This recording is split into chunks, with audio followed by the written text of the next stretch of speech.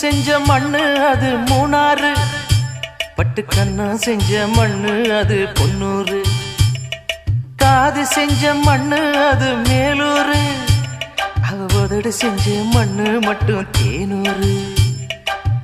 கருப்பு கூந்தல் செஞ்சது கரிசப்பட்டி மண்ணுங்க, தங்க கழுத்து செஞ்சது சங்ககிரி மண்ணுங்க,